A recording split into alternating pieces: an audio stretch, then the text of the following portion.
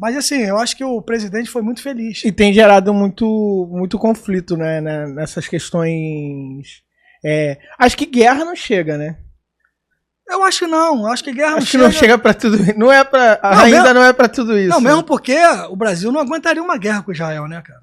Não tem como. Mesmo sendo menor, né? Não, mesmo sendo menor, não tem como, cara. Né? A tecnologia e o poderio bélico de Israel é totalmente diferente. É totalmente diferente. Os caras vivem guerra a vida inteira.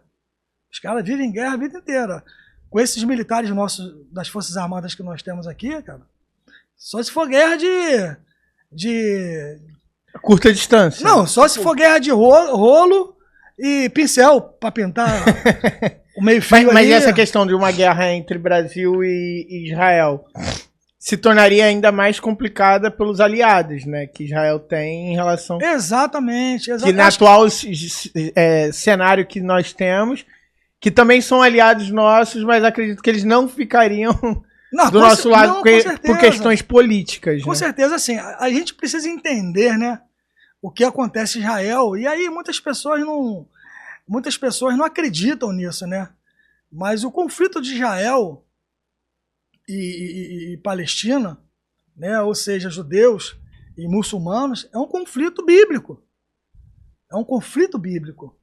Né? Então a gente sabe que o povo de Israel é um povo que teve a origem ali em Abraão, né? Teve a origem em Abraão, quando Abraão ele tem os 2 filhos dele, Isaac e Ismael. Por isso, o outro lado, que são os muçulmanos, são os ismaelitas, que foram 2 filhos que Abraão teve. Um ele teve com a esposa, outro ele teve com uma serva da esposa, você sabe disso. E o filho com a esposa é o filho da promessa, é o filho que Deus prometeu a eles. E o outro filho, apesar de não ter sido da promessa, mas que Deus também disse que o abençoaria. E há esse conflito todo ali. Mas a gente vê que esse conflito todo não é por causa da vontade de Israel. Israel nunca quis viver em guerra. Na verdade, Israel ele sempre se defende, né? E Deus fala que o povo, os ismaelitas, os muçulmanos, Deus falou que vocês viverão pela espada. Então é um povo que realmente em todo momento cria conflito. Você vê lá que eles brigam com eles mesmos, né? E a gente vê que na Palestina ali, na faixa de Gaza, tem ali as pessoas inocentes, mas que são escravizadas. São pessoas que não chegam a elas todas as ajudas que o mundo tem oferecido, tem enviado para eles. E a gente vê, e foi descoberto isso, que na própria escritório da ONU, na faixa de Gaza, tinham terroristas lá dentro, tinham terroristas vivendo e trabalhando com eles e convivendo com eles. Então, assim, é muito complicado o Brasil tomar uma posição, o presidente, contra a Israel. E a palavra de Deus era clara. Eu até fiz um vídeo esses dias.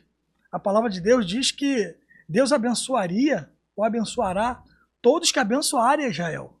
E amaldiçoará todos que amaldiçoarem Israel. Muitas pessoas não acreditam nisso. Mas o ato que o presidente cometeu, ele pode trazer consequências gravíssimas para o povo brasileiro, para o Brasil. Porque ele se coloca contra um país que tem as bênçãos de Deus. Independente do que eles façam, independente de como eles vivem, mas Deus prometeu. E Deus a palavra de Deus diz que ela não volta atrás. Entendeu, Renato? Então, assim, é uma coisa muito complicada. Eu fico preocupado com isso. Tá? Eu fico preocupado. Não de haver uma guerra, porque eu acho que isso não vai chegar a esse ponto, né? Mas das consequências de uma fala de um presidente, uma fala inconsequente. Entendeu? Agora eu estou tentando consertar, falando que não é contra Israel, mas é contra o governo de Israel. Cara...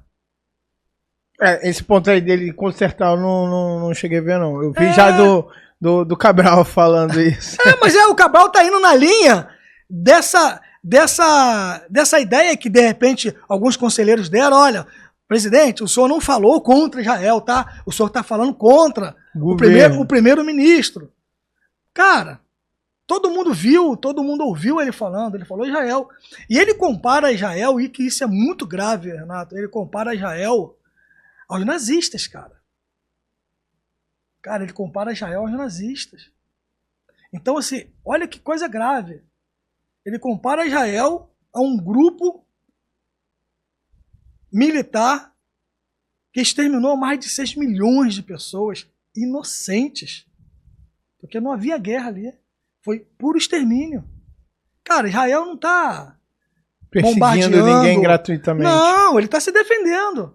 Ele está se defendendo daquilo que começaram a fazer com ele. E é como você. É como. Onde teve brasileiros, onde teve. Brasileiros estão sequestrados. Começou na festa lá, né, na fronteira, né? E as pessoas acabaram. Teve brasileiro. Tem brasileiro ainda sequestrado. Tem brasileiro sequestrado ainda. Vários povos, não só não só judeu, de Israel, exatamente. O Israel sofreu, né? Exatamente. É mais ou menos assim. Você tá lá na sua casa e um ladrão vai tentar entrar. Você vai deixar ele entrar? Você vai deixar ele entrar? Não, você vai fazer de tudo. Você vai fazer de tudo para ele não entrar. Você vai se defender. Você vai defender o seu povo, que é a sua família que está ali. E você, para defender a sua família, você vai fazer de tudo, pô. É a sua família, é o seu povo. É o que Israel está fazendo. Defendendo o povo dele, defendendo o povo judeu. E eles construíram túneis e tudo mais para... Agora você imagina, e o presidente ainda, ele fica incitando, falando para os países enviarem mais recursos, aumentarem os recursos enviados para a ONU. Cara, a maioria desses recursos que foram enviados para a ONU destinado à faixa de Gaza foi usado por quem? Pelo povo? Pelo povo inocente? Não. Tu acha que eles fizeram esses túneis? Tu acha que eles compraram armamento, munição? Com o quê? Com que dinheiro? Não é barato. Com dinheiro da ONU, pô. Com dinheiro da ONU, com dinheiro nosso. Com o nosso dinheiro que era enviado para lá e que continua sendo enviado. E o presidente quer que seja aumentado esse valor. Então, assim, é muito preocupante. A gente está vivendo uma situação muito grave, Renato. E a gente tem que realmente, primeiro, orar a Deus. Tá? Orar a Deus. E pedir a Deus para que dê direção, cara, aos nossos governantes, ao presidente. É muito complicado isso. Complicado, né? Muito.